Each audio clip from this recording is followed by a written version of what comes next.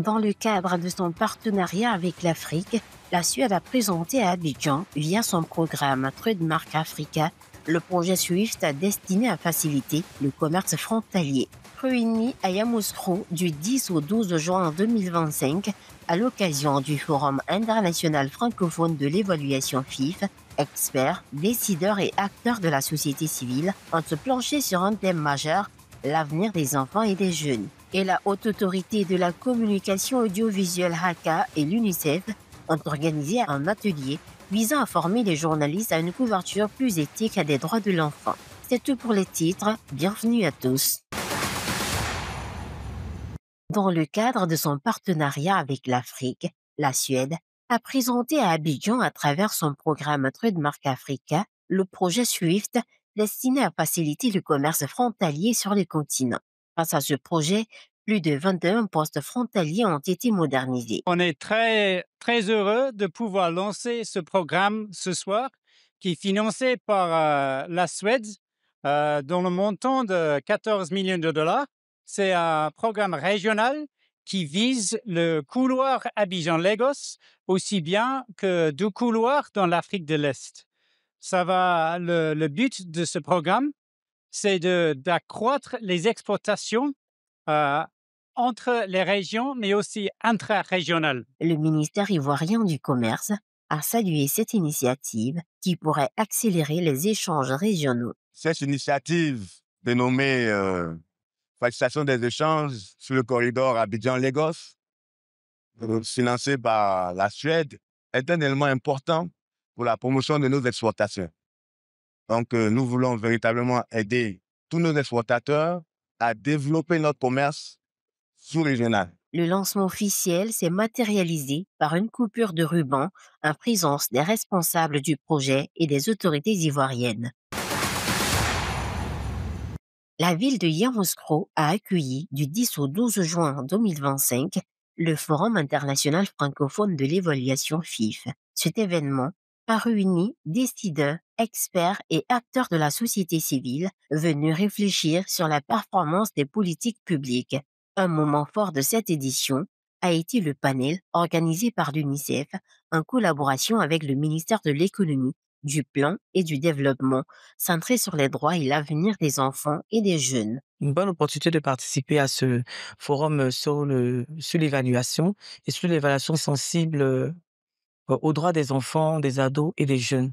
Et c'est important dans la mesure où ça ouvre l'esprit de tous les jeunes sur les éléments importants à prendre en compte quand on veut faire une évaluation qui respecte nos droits. Placée sous le thème « Investir dans le futur », la session a permis aux participants de réfléchir aux moyens d'intégrer les droits de l'enfant dans le processus d'évaluation. Si nous voulons accélérer et atteindre les résultats, il faut vraiment promouvoir des politiques et des programmes qui prennent en compte les enfants et qui identifient donc les solutions qui marchent, les types d'interventions qui sont efficaces, mais qui sont à la fois des types d'interventions qui sont efficients. Ce plaidoyer en faveur d'une gouvernance plus inclusive intervient dans un contexte où la Côte d'Ivoire vient d'adopter une loi sur l'évaluation des politiques publiques, marquant un tournant vers la redevabilité et de transparence.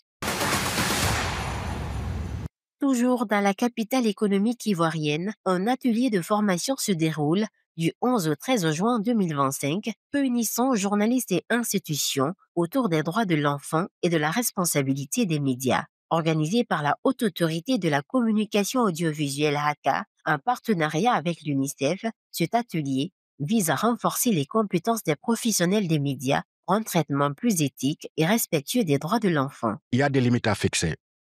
Il y a des violences probablement dont on doit prémunir l'enfant. Il y a des formes de discrimination qui doivent être à l'abri de la connaissance de l'enfant parce qu'on ne doit pas l'éduquer dans ce contexte-là. Il y a des formes de ségrégation, mais il y a également beaucoup d'antivaleurs aujourd'hui qui sont développées à travers les réseaux sociaux, à travers la désinformation. Il y a des vies qui sont brisées. Il y a des situations de violence sexuelle, par exemple, qui concernent des jeunes filles qui sont exposées sur la voie publique et qui ferment la possibilité pour ces jeunes filles-là qui ont été abusées d'envisager l'avenir autrement. Donc, ces limites à fixer là, ce sont des choses que les journalistes invités, donc une vingtaine de représentants de la presse, vont discuter pendant ces 3 jours et se fixer une feuille de route. Les participants ont abordé plusieurs thématiques: couverture des violences, représentation médiatique des enfants et responsabilité sociale des journalistes. En tant que régulateur, il est de notre devoir de veiller à ce que les contenus accessibles aux enfants soient sûrs, appropriés et respectueux de leurs droits fondamentaux. Cette formation s'inscrit dans le prolongement de la Charte d'éthique des médias pour la promotion des droits de l'enfant signée en 2023, qui engage les acteurs du secteur à protéger l'image, la dignité et les droits des enfants dans l'espace médiatique. Le district autonome du Gordibois a lancé le 11 juin 2025 à Gagnois les activités de suivi-évaluation des projets inscrits au Programme national de développement PND 2021-2025. 56 projets ont été identifiés, 25 dans la région du Go et 31 dans l'Aude-du-Bois, portant sur des domaines tels que l'accès à l'eau, les routes et d'autres infrastructures de base. Alors donc, depuis l'année dernière, depuis l'année 2024, monsieur le ministre gouverneur du district autonome du Côte d'Ivoire, monsieur Louis-André Dakouré-Tablé, a mis en place un dispositif pour faire le suivi régulier des projets et programmes gouvernementaux qui sont implémentés sur tout le territoire du district autonome du Côte d'Ivoire.